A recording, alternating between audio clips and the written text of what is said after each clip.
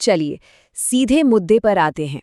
राजनीति विज्ञान के छात्रों और अंतर्राष्ट्रीय संबंधों को बारीकी से समझने वालों के लिए आज का यह विश्लेषण बहुत ही खास होने वाला है।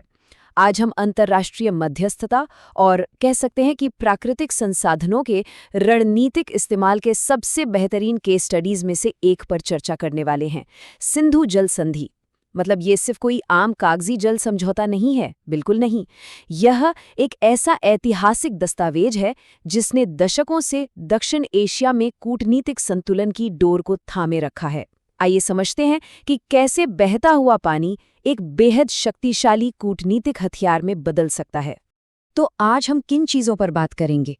सबसे पहले 2025 का संधि निलंबन, फिर 1947 का विभाजन और विश्व बैंक की मध्यस्थता।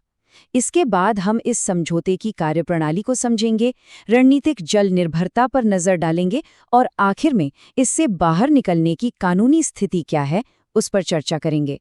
इन बुनियादी बातों को समझे बिना आज के इस भारी भू-राजनीतिक संकट को समझना लगभग नामुमकिन है। चलिए भाग 1 से शुरुआत करते हैं। 2025 का संधि निलंबन। हमारी आज की कहानी अप्रैल 2025 में हुए उस नाटकीय कूटनीतिक बदलाव से शुरू होती है। अब यहाँ जो सबसे दिलचस्प बात है वो है इतिहास का बहुत बड़ा विरोधाभास। जरा सोचिए, 1960 में इस संधि पर हस्ताक्षर हुए और इसने 1965, 1971, यहाँ तक कि 1999 के कारगिल जैसे तीन भयानक युद्धों को झेल लिया।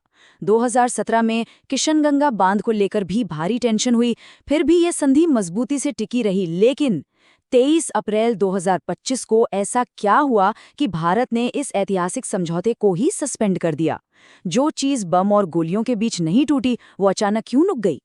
दरअसल इस निलंबन की तात्कालिक वजह थी एक बेहद हिंसक घटना।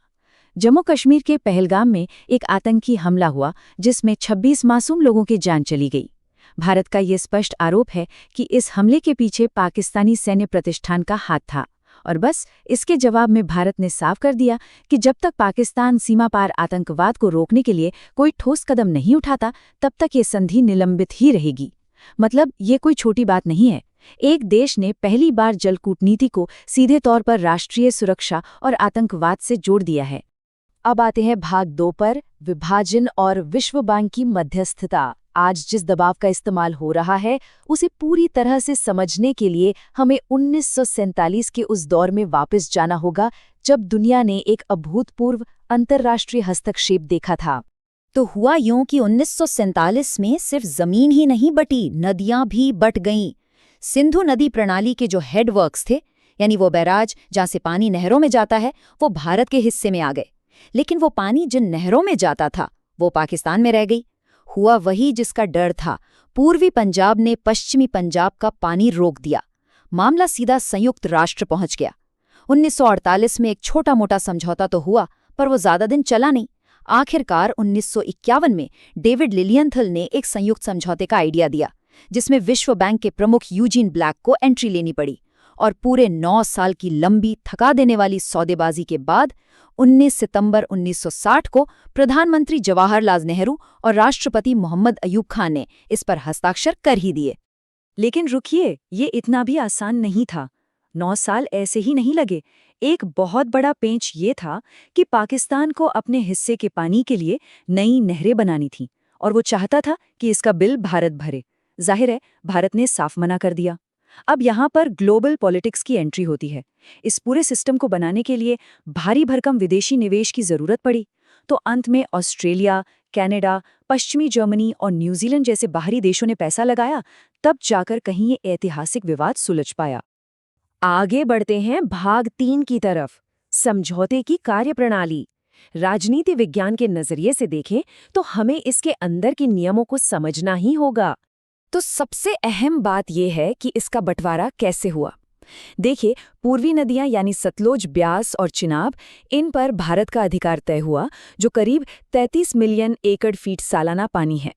वहीं दूसरी तरफ पश्चिमी नदियां सिंधु, झेलम आदि पर पाकिस्तान का अधिकार माना गया, जो लगभग 135 मिलियन एकड़ फीट सालाना है।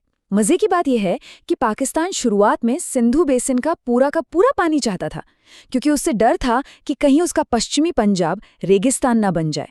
लेकिन अंत में मुहर उसी बंटवारे पर लगी जो भारत ने सुझाया था। अब इसमें एक बेहद खास तकनीकी पेच है, run of the river projects. आसान भाषा में कहें तो ये वो पनबिजली परियोजनाएं हैं जो बिना पानी को रोके नदी के प्राकृतिक बहाव से बिजली बनाती हैं। भारत को पाकिस्तान के हिस्से वाली पश्चिमी नदियों पर भी ऐसे प्रोजेक्ट्स बनाने की छूट दी गई, लेकिन यहाँ एक बहुत बड़ी शर्त थी। शर्त ये कि भारत के किसी भी उपयोग से पाकिस्तान जाने वाले पानी की मात्रा कम नहीं होनी चाहिए, और ऐसे किसी भी निर्माण से पहले दोनों देशों की सर्वसम्मति जरूरी है। चलिए अब वर्तमान में लौटते हैं। भाग 4, रणनीतिक जल निर्भरता। अब हम देखेंगे कि कैसे इन्हीं नियमों के निलंबन से एक भारी रणनीतिक असंतुलन पैदा हो गया है। जरा इस नंबर पर गौर कीजिए, 80%। पाकिस्तान के खेतों और घरों के लिए पानी की कुल आपूर्ति का लगभग 80% हिस्सा, जी हां 80%, सिर्फ इसी सिंधु प्रणाली से आता है। ये आंकड़ा चीख कर बता रहा है कि इस जल प्रणाली में जरा सी भी छेड़छाड़ का स्तर कितना विशाल और विनाशकारी हो सकता है। और ये बात बहुत ही शानदार तरीके से दर्शाती है कि पाकिस्तान की स्थिति कितनी नाजुक है। भारत के पास खेती के लिए कई अलग अलग नदी प्रणालियां मौजूद हैं, लेकिन पाकिस्तान पूरी तरह से कृषि पर निर्भर है और उसका भूजल स्तर पहले से ही पाताल छू रहा है। सच कहें तो सिंधु प्रणाली का पानी ही वो इकलौती ढाल है जो आज पाकिस्तान को भयंकर सूखे या अकाल से बचाए हुए हैं। तो इस 2025 वाले निलंबन का असली असर क्या हुआ? बिल्कुल साफ है। भारत अब बांध बनाने के लिए उस सर्वसम्मति वाली शर्त को आसानी से दरकिनार कर सकता है। इतना ही नहीं, भारत अब उन सभी 6 नदियों पर पानी मोड़ने वाले ढांचे बना सकता है, जिससे पाकिस्तान की पानी की सप्लाई बुरी तरह चरमरा सकती है। अगर आपको याद हो तो 2019 में पुलवामा हमले के बाद तत्कालीन मंत्री नितिन गडकरी ने भी कुछ ऐसी ही चेतावनी दी थी, और आज वो चेतावनी एक सख्त कूटनीतिक हकीकत में बदल चुकी है। और अब आते हैं हमारे आखिरी हिस्से पर, भाग 5, बाहर निकलने की कानूनी स्थिति। यहाँ हम देखेंगे कि संधियों को रद्द करने को लेकर अंतर्राष्ट्रीय कानून क्या कहता है। तो सबसे बड़ा सवाल जो इस वक्त पूरी दुनिया के कूटनीतिक गलियारों में गूंज रहा है वो ये है, क्या भारत सच में सिंधु जल संधि से पूरी तरह बाहर निकल सकता है? मजे की बात यह है कि अंतर्राष्ट्रीय मामलों के बड़े बड़े जानकारों में भी इससे लेकर भारी मतभेद है, और इसका कारण बहुत सीधा है। 1960 की इस मूल संधि में बाहर निकलने या एग्जिट करने का कोई क्लॉज लिखा ही नहीं गया था। जी हाँ, कोई एग्जिट डोर है ही नहीं। अब जब संधि के अंदर कोई रास्ता नहीं है तो राजनीति विज्ञान के छात्र क्या करते हैं? वे Vienna convention on law of the treaties की तरफ देखते हैं। ये एक अंतर्राष्ट्रीय ढांचा है जो देशों के बीच होने वाली संधियों के नियम तय करता है। इसके मुताबिक अगर किन्हीं 2 देशों के बीच परिस्थितियों में कोई मूलभूत परिवर्तन आ जाए तो कुछ खास कानूनी शर्तों के तहत समझौते को रद्द किया जा सकता है। और आज के समय में पूर्व अधिकारियों द्वारा ठीक इसी कानूनी तर्क का सहारा लिया जा रहा है। आइए आगे बढ़ते हैं और देखते हैं कि ये तर्क कैसे मजबूत हो रहा है। भारत के पूर्व सिंधु जल आयुक्त प्रदीप कुमार सक्सेना का ये बयान देखिए। उनका साफ कहना है कि परिस्थितियों में मूलभूत परिवर्तन के सिद्धांत के आधार पर संधि को रद्द किया जा सकता है। कहने का मतलब यह है कि भले ही बाहर निकलने का सीधा रास्ता ना हो, लेकिन लगातार हो रहे आतंकी हमलों को एक मूलभूत परिवर्तन मानकर इस संधि पर फिर से बातचीत करने या इसे पूरी तरह से खत्म कर देने की बहस अब अपने चरम पर है। हम आज के इस विश्लेषण के बिल्कुल अंत में आ गए हैं, और मैं आपको एक बहुत ही गहरे सवाल के साथ छोड़ना चाहूँगा।